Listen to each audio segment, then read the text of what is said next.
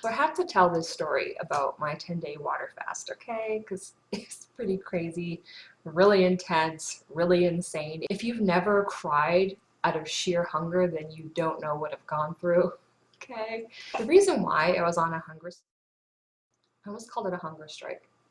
So I came to the idea of a water fast in a really roundabout way. We're into 2013 right now, but 2012 was really rough for me. I was so sick. Basically, I had an undiagnosed skin condition. The doctors were telling me it was eczema, it was psoriasis, it was dermatitis. They all had different names for it. I was also on a vegan diet. So a lot of them told me, oh, it's from eating dairy and preservatives. And I said, well, actually, no, I eat a raw vegan diet. And they're like, oh. So another doctor told me that my vegan diet was the problem. So I ate bacon for a month straight. Long story.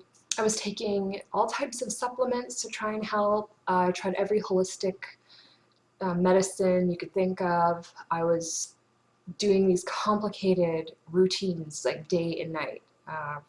Applying topical products, pills, potions, teas, like nothing was working. So it got to the point where I recognized that Western medicine, the doctors, I mean, we have free healthcare here in Canada, thank God for that. I was at doctor after doctor after doctor, no resolution was coming, nothing was helping, I was actually getting worse. What I finally ended up doing was seeing a naturopathic doctor. My boyfriend found one online. This naturopath seemed really good on paper. And my boyfriend totally recommended him, and I went and looked him up online to look up like the reviews, like what people were saying about him. And this is what I found. This doctor is very good at displaying what he does know up front, thus impressing the layperson. Unfortunately, there are some problems in his approach.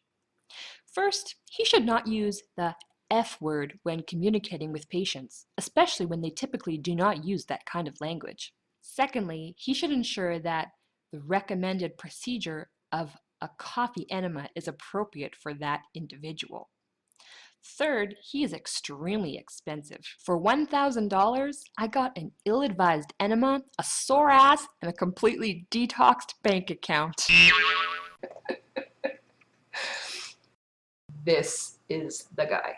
What he recommended was a 7-day juice fast that included vitamins and minerals, essential oils, and a bentonite clay psyllium husk mixture. He had mentioned that I could work up to a water fast, like start for a few days on juice and then go into water if I wanted to, but he said that was really difficult, and so he recommended just to do the juice fast. So I was totally down for that. I was desperate, and I love a challenge, and I thought I would do, at that point, I would have done anything to help myself get better.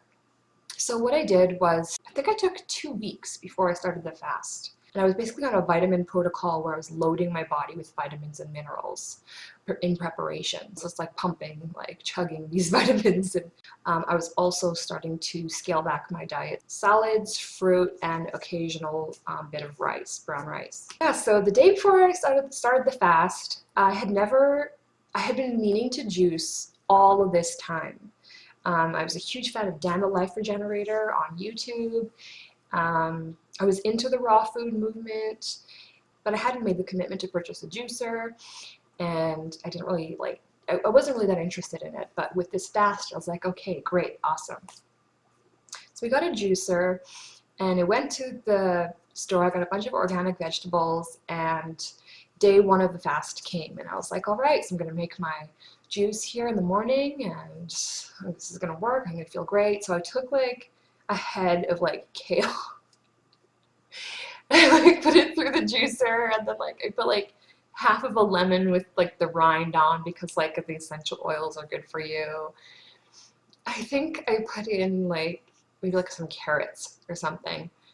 And then I just had this like black green brew. And I was like, oh, this is gonna be great. And I just like took the first sip of it and I almost threw up. And I was like, there's no way I can do this fast. I didn't know how to juice properly. At that point, I decided, you know what? I'm gonna do this on water. I would say the first day of the fast was pretty easy. Yeah, I had my total resolve going. I went to bed that night, I was perfectly fine. Day 2 was pretty easy too. By the time evening came around, that's when it started to kind of get to me. I started to feel kind of uncomfortable.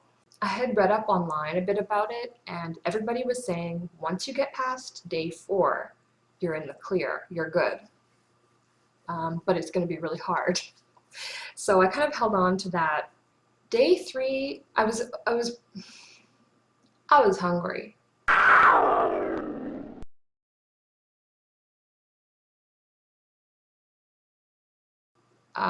The water I would drink it, making me feel a little bit nauseous. My stomach was really starting to get going. Yeah, later that evening, I was like crying because I was so hungry. I tried to think of all the starving kids in Africa. I mean, I think that a choice not to eat for 10 days is such a luxury. It's a gross luxury, but it's a luxury indeed. And that's the attitude you have to have going into something like this in order for it to succeed. I saw it as a wonderful healing opportunity. I was very grateful.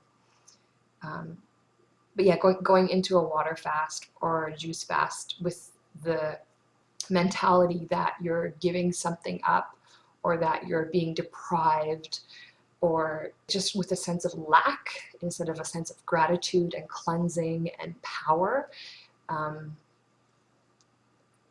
that's the whole difference right there. Day 4, just like they said online, is the hardest day. It's the day when you really get to meet your brain. You get to meet what your brain will do to you when it's not happy. And it almost takes on a mind of its own. Like, I'd be sitting there and my brain would be running these messages, like telling me like, oh, you could just walk to the grocery store. Like, you know, it's just like 2 minutes away. I mean, like, you could have like a bun. Just go buy a bun, like they're like 25 cents. I don't even eat bread. Thanks, let me go buy a bun. They're saying, oh, you know, like apples are health food. Like you could have like 1 apple a day. You know, it is like it starts this bargaining process in your mind. And that was the morning of day 4. And by the evening of day 4, I was being visited by the ghosts of junk food past.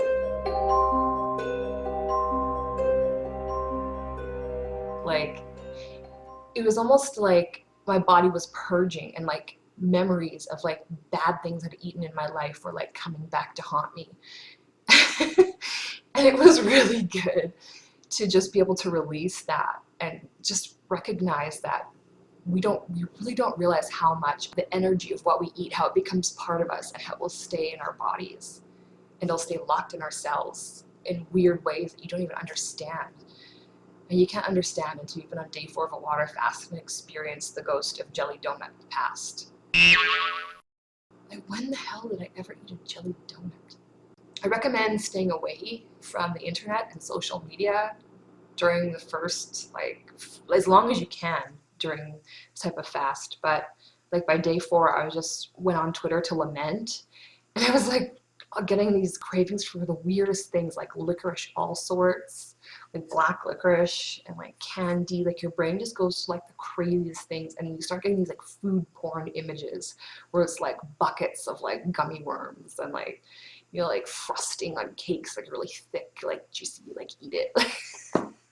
But that was what happened. Like, and it's so interesting because it really gives you a chance to sit there and observe your brain and observe the process it goes through. It's really amazing. And it was a very spiritual experience because it's a time where you can really differentiate between your brain and who you really are.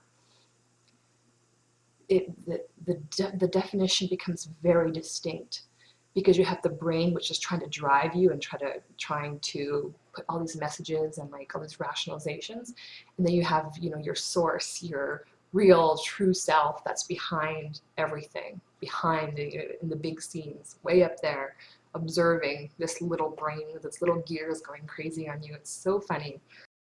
So after I kicked day 4, I woke up on day 5 and I was good. I was not hungry. And I made it through to about day 8 without being hungry.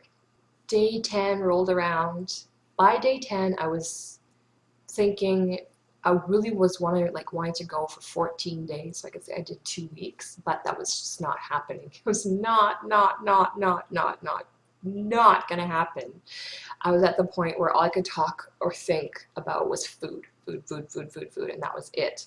So that I was just done. By day 10, I was like, you know what, this is okay, this is enough. There's a huge protocol for how you're supposed to break your fast, which is like starting off with like vegetable broth, and then like work up to like some cooked vegetables, and then like some fruit juices, and I was like, screw that. I was just hungry as hell. I just started eating apples, and then I actually broke down, went to a convenience store, bought like 3 different bags of chips, some chocolate, some licorice, and pounded that in like 2 hours. Oh, and from after my first day of fasting, I got on the scale. So of course I was curious about this, and I was down 1 pound. I fasted for 10 days, and I lost a total of about 11 pounds, 11 pounds, sitting around watching TV all day just by not eating.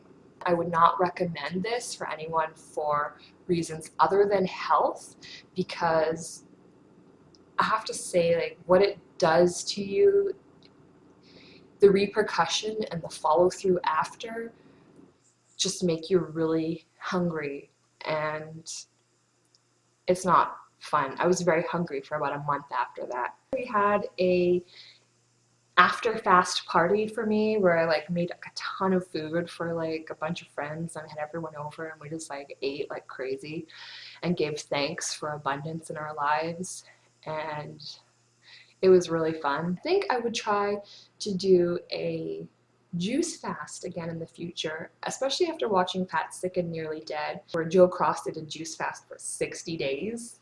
For sure I could do that for 1 month or something. But again, it would be for holistic reasons with a lifestyle in mind. The diet ended up not even really helping me with my skin condition all that much.